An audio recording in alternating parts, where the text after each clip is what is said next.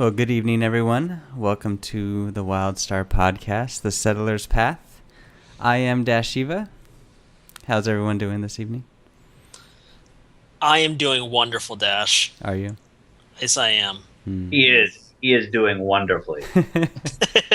He taped his bottoms, so he's doing well. Yes, I've got bottoms taped. I know somebody said something about that last time. Yes. So now they're not like flags; they're just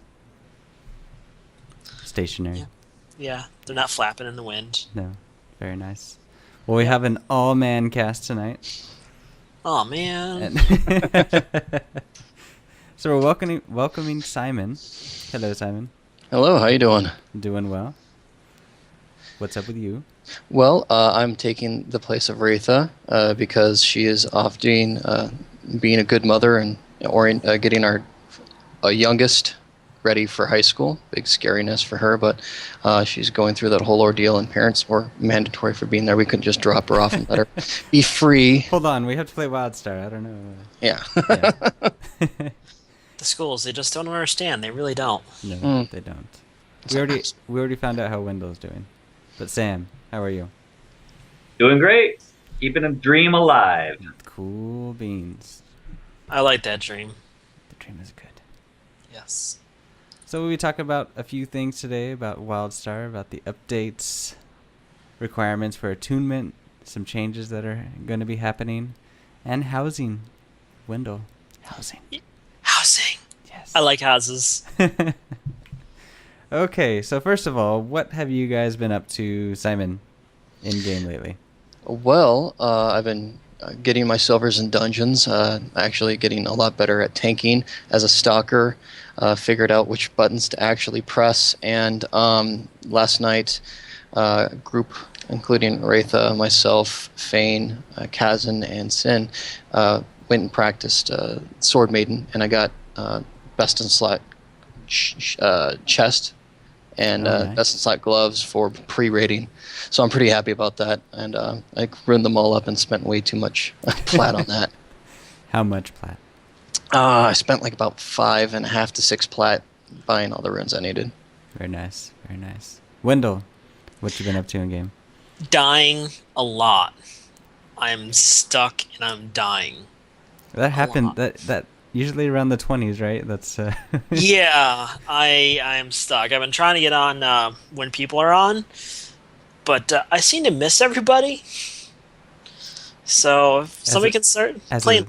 Are you on the West Coast? I'm on the East Coast. Oh, okay. So maybe if somebody can start playing later in the Dominion side, that's great. I'll have to get a character in the 20s, and then we'll just run around together. It would help because I logged in last night and there is nobody. Crickets. You gotta come over to our side. I know. You got to make a bunny. I'm actually tempted just so I have some people to play with. At least Well, during the hours. You always have someone to talk to. How's the exile lower level people in the guild, or is everybody 50? No, we actually have a good cadre of people at the mid range. For the most part, yeah, we're all in the 50s, but there's a good, I would say, 5 or 6 people still sitting between the 20s and the 40s. Okay, cool. So Sam, what you been doing? Well, I got demoted from raid leader to yeah, you got demoted. Oh yeah. So really, you got more work and less fun, right? Yeah. Really, I've just been getting all the I'm going to make a bunch of mistakes as the new XO out of the way. So I figure the next week will be a lot smoother. Really, I've just been trying to adjust to the new roles and responsibilities that I got volunteered for. So yeah, I haven't really been doing much in game. I kind of got sidetracked with a bunch of out of game. Learning a bunch of stuff, talking to Streeg, and getting a bunch of stuff. But we're still doing the same stuff. Working on attunement, getting people through their dungeons and whatnot. Okay. So how's that actually going for the exiles? It's going real well. Last attunement night, we actually had nobody there for adventures. So it was all dungeons all night long. We had a good amount of people. I think we had 3 or 4 different groups in Storm Talon.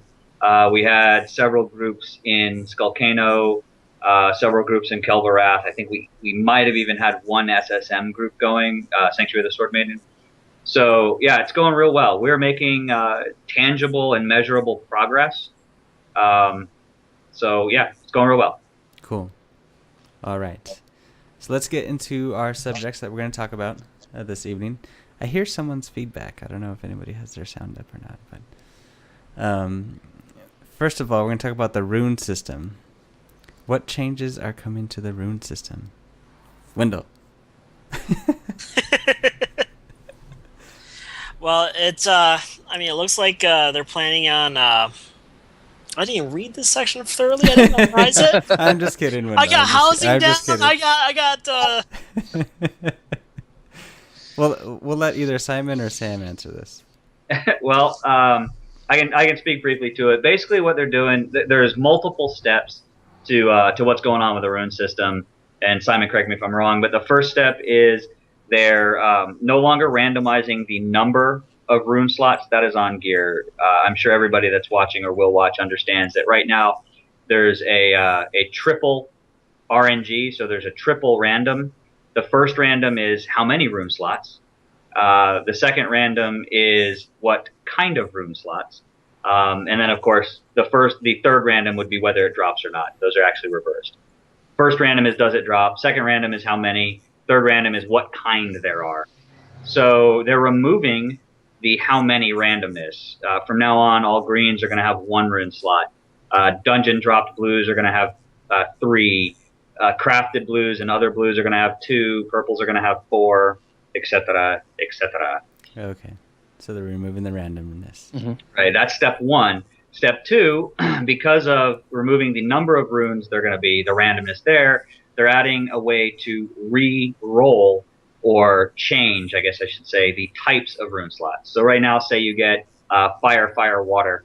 You'll be able to change those. You're not actually re-rolling. You're able to change one of those runes into a different rune. So when you go to change it, it'll give you an option of 2 different runes to choose from. Like if it's air, it'll be earth and fire. And you choose what it's going to be, and then it's stuck. It can't be changed again. That's step 2. Step 3, they're adding the ability to actually add a rune slot to an item. The varying rarity levels will be able to have extra rune slots added to them. Greens can have 1 added to them, and so on and so forth. So the better the item, the more slots it comes with, and then the more slots you can add to it as well. Okay. So then you can have an item with massive amounts of runes on it? If it's a legendary, yeah, because if I'm not mistaken, legendaries you can actually add 4 slots to, and they already have 4 slots on them. So you're looking at an 8-slot item, and with the change to be able to change the runes to what you want, it's looking real good. I mean, it's looking a very positive direction for the loot system. Okay. Now this will help then with bridging gaps between different. I don't want to say between attunement process, right? From adventures to dungeons or dungeons to raids, where you can actually make a piece of gear that much better instead of waiting for something else, or am I wrong? Yes and no. It's definitely going to change how we do it, but I'm not sure it's going to really help bridge the gap any. I really think it's just you're going to have less. I got another double water rune, or I got another double air rune, or whatever. You're going to not have that so much. You're also not going to be crossing your fingers like if that purple sword finally drops. You're not going to go, oh man, is it only going to have 2 rune slots? You're going to know exactly how many it's going to have. So that's nice. Why was it random in the first place? Hardcore. Hardcore. Okay, that's why. They're like, I want the same item, but with more rune slots. Yes. Caveat to everything I've said, those were not exact numbers. As Vandy has already told me, legendaries actually have 5, not 4. But those weren't real numbers. Those were you were just giving basis. That was kind of examples of yes. how it's going to be. Yes. Okay. So the next topic is new dungeon requirements for attunement. This is kind of what everyone maybe who's left the game or even still in the game has been complaining about. Why is that? Why do we need to maybe lower the requirements for attunement? Well, because nobody's getting through it. Grievance Gaming has some phenomenal players. I mean, we have got some really good players. Their Twitch skills are through the roof, and not even they've finished it yet. So people just aren't finishing it. And when they are finishing it, they're cheesing it. They're using unintended mechanics of the room or something to kind of bypass certain phases of the fights. And when you think about it, is being able to do a dungeon in less than 30 minutes really the epitome of skill? Because really all you're trying to do is skip everything. Yeah. Right? Skip everything. Do as few things as possible on your way to the end to try to beat it within 30 minutes. When in reality, the real gauge of your skill is can you even finish that? Yeah. That's my 2 cents. I think it's a Yeah, positive it's like you can't make one mistake, or if you make one little mistake healing and someone dies, and Yeah, it's like in raiding, you will go in there and bang your head against the boss until it dies, and with the silver screening, I guess is what the part of the quest is to attune. It's all about getting there as fast as possible. You'll skip half the trash, and the trash is actually fun if you're just going in there to have fun. Fighting the trash is fun. So yeah, you're missing out on a bunch of fun stuff as well. well, it's like raiding, right? When you're banging your head against a boss, and you're like, we can't do it, and you finally beat him, right? And it's like, you didn't do it fast enough. So it's kind of Right. like it's kind of like yeah. One of the biggest things people have to remember about this change is they're not making the dungeons any easier. Okay, so the bosses still have enrage timers. They still have a soft enrage. They still have, some of them even have hard enrage timers. Like if you don't beat the boss in a certain amount of time, it's going to enrage on you, and you're still going to lose. So they haven't changed any of that. They haven't made the fights any easier. They haven't tweaked them so that they're not hitting as hard. If anything, they're making them hit harder. They're doing different things to make the encounters the difficulty they're supposed to be at. The only thing they're doing is changing the requirement to attune yourself to raid back to bronze. So you don't have this silly, frankly, very arbitrary, you have to finish the dungeon in 30 minutes or you don't get it kind of thing. Well, so just for the sake of devil's advocate or whatever else you want to call it, obviously they want to have some kind of tiered way to gold, bronze level. And I agree, timing is kind of a rough one to do, especially when you want to go into a dungeon and have fun. As far as speaking to the developers, what would be a good way to have that tiered achievements, but still keep it enjoyable and not doing like an arbitrary time? Well, honestly, how the system works right now is if you beat all the bosses and you beat all of the secondary objectives, you get bronze. Yeah. If you beat all the bosses, you beat all the secondary objections, and you do it within 30 minutes or 45 or 75, you get silver. Then, if you beat the dungeon, you beat all the bosses, you beat all the optional requirements, and you beat it within the time limit, and then you finish every single challenge, you get gold. That's ridiculous. Some of those challenges are truly impossible to beat. I mean, really, we've been there for so many times doing it. And yeah, Vandy actually brought up a good point. Death counters, right? Make it not so much about how much time can you get through the dungeon, is how cleanly can you get through the dungeon. Can you get through the dungeon with 2 deaths? Yeah. Can you get through the dungeon with no wipes? That kind of stuff would be more indicative of true skill than an arbitrary time limit, in my opinion. Yeah. What about no one could go to the restroom? Well, what about like no leaving scraps behind? Like no, because some of the issues you're having is skipping over whole areas to make the 30-minute time limit.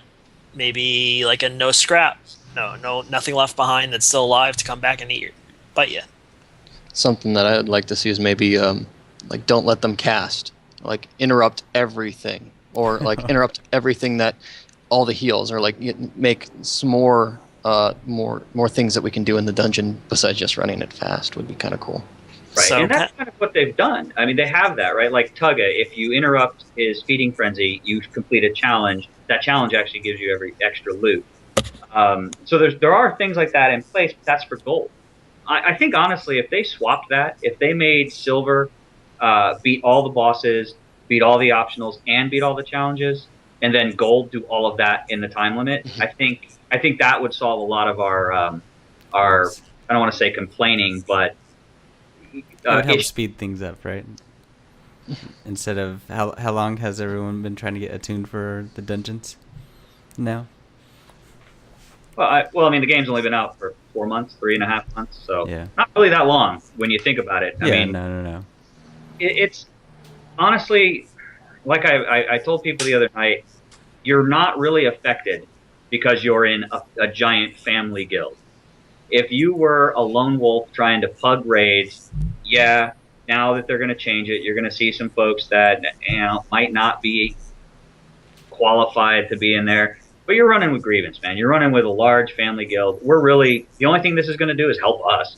We're going to get into raiding a lot sooner, but we'd be there eventually. So it's really just a help for us. Okay. It's a little just like speed boost, right? Okay. Now, are they changing anything from, say, before the dungeon objectives? Like anything about the attunement? Nope.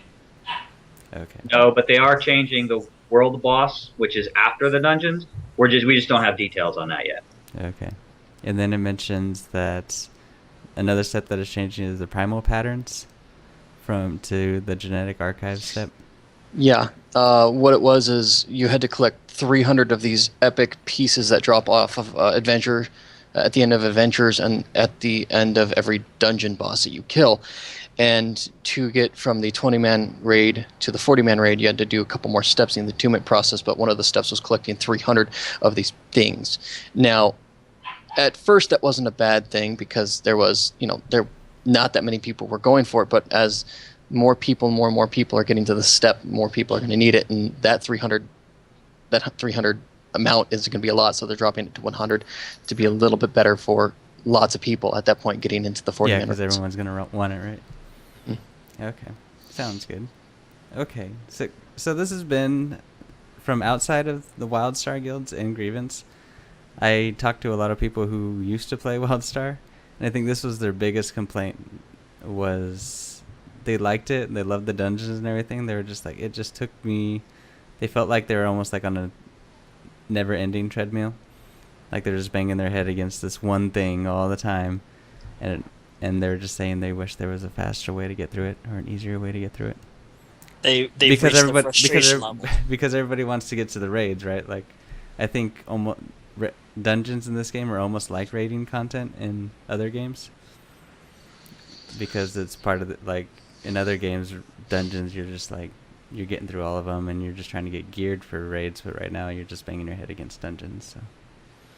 And that's the other thing. I think it also requires a mind frame change, just like Final Fantasy XIV did. Final Fantasy XIV, their rating is 8 people, right? If I'm not mistaken. So their raids are only 8 people. Their group content's only 4. So we actually have 5-man mini raids is what we have to look at it. And that's how it's been. You know, our mindset in Grievance has been that the whole time. It's the rest of the community, the I want it now type of community has made it so that, we can't get through the dungeons. These are dungeons. These should be easy. And if you just shift your mindset, shift your paradigm a little bit, look at it as a mini raid, you'll actually find yourself having a lot more fun. Yeah.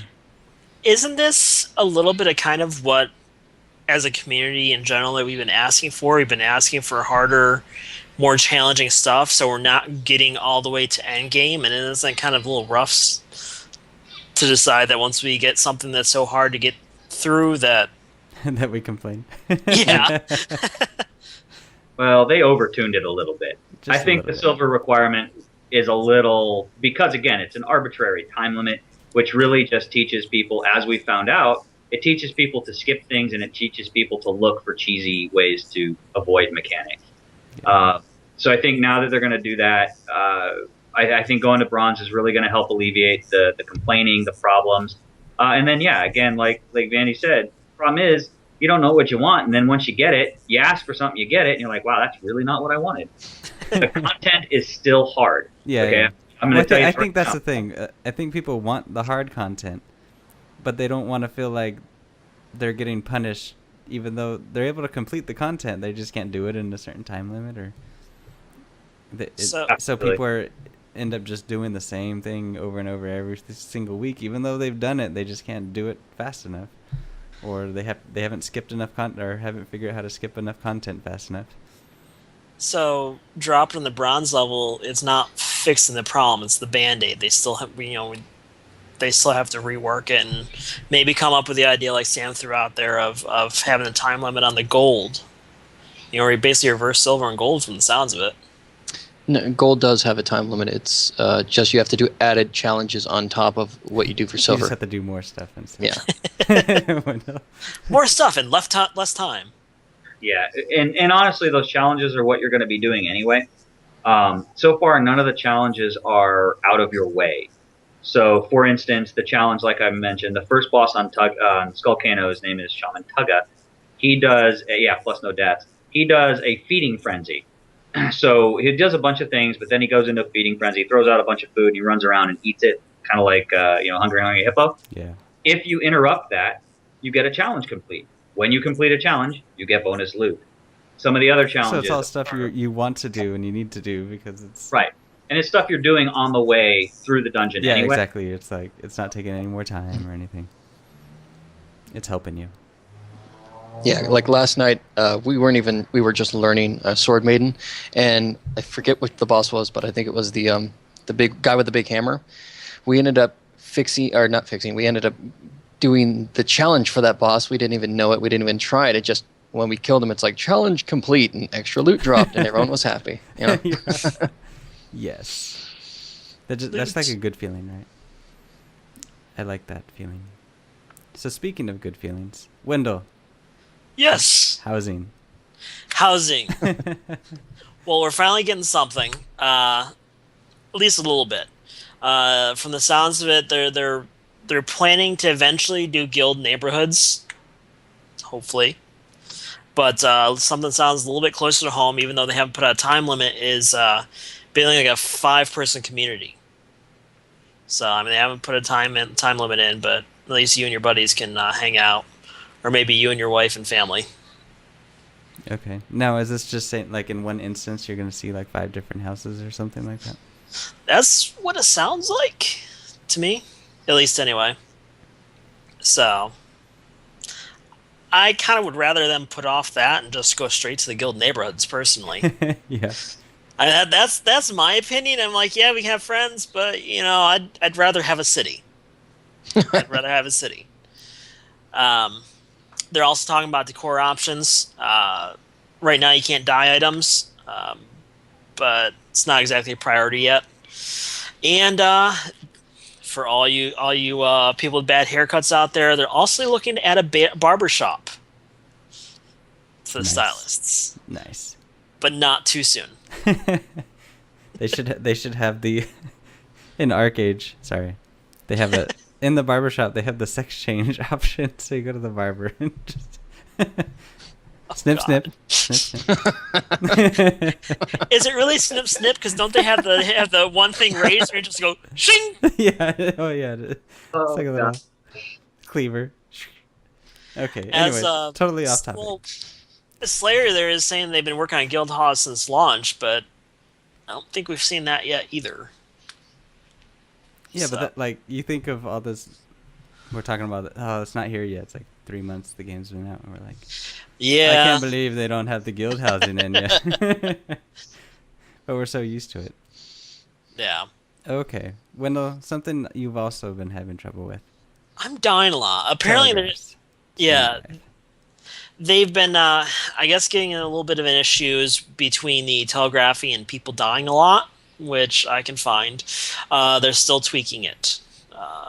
They want people to build their skill, so they don't want to make it too easy, but they also don't want to have one-shot kills. Yes. They don't want to make it too hard, but they don't want to make it too easy. So they're kind of straddling the line, trying to. They're working on it. Okay. At least that's what they're saying. Yeah, and you see this a lot with the cloth wearers, specifically spell slingers. you know, you can be the best spell slinger in the world. You miss one telegraph and it's an insta kill. I mean, you're insta jibbed. It's crazy. You see, you know, these spell slingers, they're teleporting all over the place. They get clipped, and they're not even standing in it. They're just getting clipped by the end of a telegraph, and they're down. You're like, what the heck happened? Where'd Sint go? Oh well, he got obliterated by the telegraph. Meanwhile, you've got warrior DPS. I can stand in 3 out of 4 telegraphs and still be fine. Part of that has to do with gear. Part of that has to do with where people are standing. You know, that's if you're too far out, you're not getting the overflow heals. I'm getting overflow heals because I'm literally on top of the tank. They're not, but then when they get clipped by a bad telegraph, they insta jib where I can survive it. So you've kind of got 2 correlations there. So what they're doing is they're working on that whole thing where a cloth wearer should be a glass cannon, but they shouldn't be a paper mache cannon. So you miss 1 telegraph, you should still be able to be alive. You miss 2, and now you're pushing it. You miss 3, you're dead. So they are changing that. They're not really changing the effectiveness of telegraphs. They're more thinking about changing the effectiveness of your gear compared to the telegraph abilities. Yeah, and like they're saying in chat too, like I don't know how many times I'm like, okay, I'm out of the telegraph, and then I get hit by it. Like, was I not away from the red enough, or? In Final Fantasy XIV, I know I keep bringing that up because it has a very similar mechanic where, you know, you'd have a red telegraph, you'd have to run out, and you'd still sometimes get clipped. All I can say is that they've acknowledged that they have a little bit of weird latency with that. They have acknowledged it. They're trying to fix it. We know it's going to get better. The good thing is it's not super bad. It's not like you're a second and a half out of it. You're like a millisecond sometimes. So, but they have acknowledged it. Okay. Yeah, because I remember, like, in WoW, like, you're always taught not to jump, right? Because it only recognizes that you're out of the red when you actually literally touch the ground out of the red and stuff. Like, I still have that habit. I'm like, I'm not jumping. I'm in it, or I'm out of it. I'm out of it. I'm trying to tell the system that you're out of it. But, yeah, I noticed that with spell slingers, too. That's why in beta I switched from a spell slinger to, like, a medic. Because I was, like... Once I got in the 20s, and all of a sudden I started getting hit by like 1 telegraph, and I was dead. Oh, this isn't fun at all.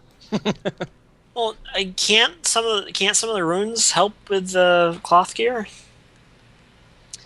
Runes meaning the stuff you put in your gear, or runes meaning the protection? Not really, because if you're building for DPS, most of your runes are going for straight DPS abilities, right? You're going for assault power. You know, you're going for whatever silly stat spell slingers use. I think it's, you know, Moxie or whatever. You know, so you're not really putting more survivability into yourself. You're putting more damage to kill things faster. They have some survival tricks, but honestly, spell slingers are in a bad place with that, you know, because they don't have the survival tricks. Like the other light class in Esper has multiple survival tricks in their toolkit. A spell slinger really doesn't. They only have like 1. Yeah.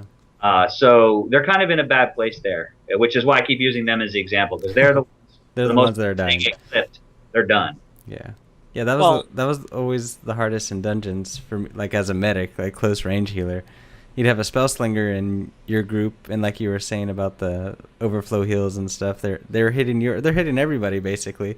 But then I have the spell slinger way on the other side, or back way far away, and I can't even reach them and stuff. And so as soon as they get 1 hit, I can't run to them fast enough, or I can't get to them fast enough to. And they can't. Yeah, they can't be close enough because as the medic, you're healing the tank, and there's only that small cone, and they can't stand in between that because if the boss sneezes on them, they explode. Yeah, exactly. But actually, to counterpoint what Wendell said, you're actually right now. Right now, nobody runes gear until they're level 50. So at level 20. Runes might actually add some survivability because they're also adding throwaway runes. They're weakened versions of the runes that you can get at level 50, and you buy them off the vendor for pennies, basically 60 silver or whatever it is. So you actually are going to be able to rune your gear at lower levels much easier. So you might actually see a survivability boost because in those levels you can go ahead and throw more grit or more base health, you know, so that you can actually have more survivability through those levels, and then as you get closer to 50, gear more towards DPS when you're doing more group content, less solo content. So yeah, Wendell's actually right. The rune system and what they're doing now, or in the future rather, might actually help those survivability levels also. Okay. And that's needed because at like the first adventure you go into, it's the High Crest one. You'll get gear with rune slots in it, and then you'll look at how expensive it is to craft a rune. You're like, nope, not going to do this. And yeah. So if they're making throwaway runes, it would be great because you'll be able to put in a rune for 25, 50 silver, and you'll still be able to boost yourself without breaking the bank at such a low level. Yeah, like how many times in your 40s are you getting quest gear with rune slots, right? And you're just, I'm not gonna spend money because 2 quests later I'm gonna get something else to replace this. Well, is this?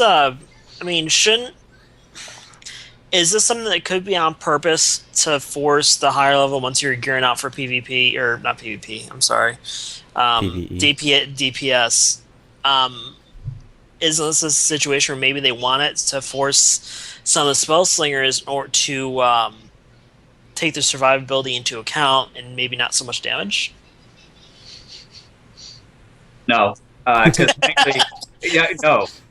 What happens in those is you run into enrage timers. I mean, it's just like any other game. If your DPS isn't 100% DPS, then you're not going to beat the enrage timers.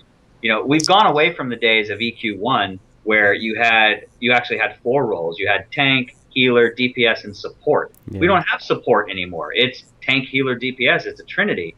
So we can't really afford 3/4 or 1/3 of the DPS to actually be rolling more support. You don't beat enrage timers. Now you can have certain abilities on your LAS which can help support, but you don't want to ruin your gear to support yourself. You won't beat enrage timers. Sometimes that 2 to 3% DPS jump is the difference between a wipe and a success. That just reminds me of EverQuest 1 raids where it was like 18-hour fights and stuff. We still have the boss. Keep healing. Keep running back. Okay. Yeah. Good times. Good times. Yeah, we want harder stuff and then we forget about what it used to be like. So, it seems like there is a problem between PvE and PvP weapons. Yes? No? Well, there is, but it's one of those things where if you have was it 1500 or 1800 PvP rating, you know what? You know me, and I've pontificated about getting your PvP peanut butter in my PvE chocolate many times. But honestly, if you have got the 15 or 1800 rating it takes to get those weapons, man, use them. Yeah, use them. It's tough. It is hard work getting that 1800 because not everybody has it. But I will agree that it shouldn't be the best in slot. But you know what? They worked hard for that stuff. It should still be usable. And the only reason it's best in slot is because of the stat spread and the rune spread. That stuff's going to get better. As we get better non-RNG on our stuff. Yeah. Or they could just be like me, and my first adventure I ever did, I got my purple healing resonators. That was kind of cool. And then forget it. Okay. Epic loots. Speaking of purples, what are we talking about here with epic loots? Well, apparently they're not going to be dropping any more than they are right now, if we're reading this correctly. Mm-hmm. But what will they do? Yeah, so I think this is based on the complaints that have happened. So by now everybody knows that they did a change to the way loot drops in Adventures and Dungeons, where it used to be if you got gold in an adventure, you got a guaranteed epic drop. Mm-hmm. They changed that so that you don't, but now you get a chance at an epic drop no matter what level you completed at. So what they're saying here is they're not actually changing that. They're keeping that the same. So they're not going to be dropping they're not changing that system at all. They like the system as they implemented it. It's working as they want it to work. But so now, they're not changing that. But now with the system right now, so when you complete it, you get an epic item, right? No. You have a chance. A chance. And so what it is you get right, and hold on, Vandy, that's a separate thing. So it's a chance. Right now, if you complete the dungeon, you get 1 roll. And again, these numbers are examples, not true numbers. Yes. You complete the dungeon or the adventure, you get 1 roll. That roll can be an epic, or it can be a green. Just kidding, no greens drop. But it can be like a blue, or it can be a housing item. Yeah. If you finish it on bronze, you get 2 rolls. If you finish it on silver, you get 3. If you finish Okay, yeah, that's where I was confused because I was like, I thought you got more, like as the things went up. Right. You just So- have more chances Mhm. of getting more loot. Yeah. So theoretically, you could get 4 purples. Not gonna happen. It's not gonna happen. The odds are not with you. Yeah. Yeah. Okay, but they do mention here, so they're not changing anything like that. You're not gonna get more dungeon drops or adventure drops or anything, but they're looking into maybe adding a way for you to get epic items outside of dungeons and adventures. On solo missions. Han Okay, Solo yeah. mentions. What was that, Sam? That's the first I've heard of it. Sounds like Wendell has more info on that. Oh, okay. Honestly, I don't. I was just trying to figure out as to why, why they do something like this in regards to, this is all the game's always been hardcore on group, or you're not going to make it through. Why would they even introduce the possibility of getting epic loot solo? Well, you can get epic loot right now solo. It just takes a couple weeks of grinding rep in a couple of factions, and you can purchase epic loot or even great quality blue items. So there is that in game right now, and I don't see any reason why they wouldn't be able to do that anywhere else. Yeah. Okay. Well, I was thinking more along the lines like in other games where you could say like EverQuest with the epic weapons, or I mean it's just this long quest line where maybe you have to do a few group content things, but there's a chance for you to complete a long quest line to get valuable items outside of having to grind your dungeons or your adventures. But I don't know. I guess we'll see in the upcoming weeks. Yeah, they really didn't. What they were saying is originally they didn't want to do that because they have their imbuement system. So what they were doing is instead you get that item and then you go through a long, lengthy imbuement process where you do a bunch of things. You kill 100 goblins, you turn in 1,000 iridium, whatever the task may be. You kill 3 bosses at the exact same time, that kind of thing. And so they really want to go that route with it, as opposed to a quest line which gives you at the end an epic. So it's just a slightly different way they want to do it. Different take on it. Still making you want to work for it. Yes. Okay. Now, was there a question, Sam, you were trying to answer, but that was a different subject? Well, it's the same thing. It's back to the PvP weapons. Okay. The second reason the 1800 PvP weapons are the best is because their imbuements are fantastic, and it's guaranteed. Where when you craft the weapons, it's not always guaranteed. And that's the other thing they're trying to do is they're trying to make it so that imbuements on the crafted weapons are good for everybody. Because right now, basically, just engineers and warriors have awesome imbuements. The other ones are kind of, poopy. Poopy. To be technical. All right. So anything else you guys want to add before we wrap up here? Wendell, dungeon. I will. I just need people. Okay. We'll see. I know. People, help me. Dominion, where are you? Maybe they're just not on during my times. It's because you're a Chua. Who doesn't want to play with a psychotic hamster? Do you look like your character? I don't have a mohawk. You don't have a mohawk? We'll work on that. But I got the beard. You gotta go to the barber. Yeah, I'm going to want to see you with a mohawk for next cat. Yeah. My kid's got a mohawk. Does that count? No. Okay. My kid has a mohawk. I don't know if that's like better or Tell you worse. I'll shave mine into a mohawk. Oh, okay, there you go. For next time. I'll break out the gel. Yes, there you go. Okay, well, thank you, Simon. Hey, Really quick. Tristan. No punting the Chua. I will break out the explosives. Very good. Sam, thanks for all your knowledge and wisdom. And Wendell, thanks for your... My awesomeness? Yeah, there you go. My gloriousness. Yes. Keep on trucking. Maybe you will have to start I know. Maybe. Hey. No Hassenpfeffer. Okay. Well, thanks everyone for being on the cast. Thanks for watching. Remember to hit the follow button here on Twitch. Check us out on Twitter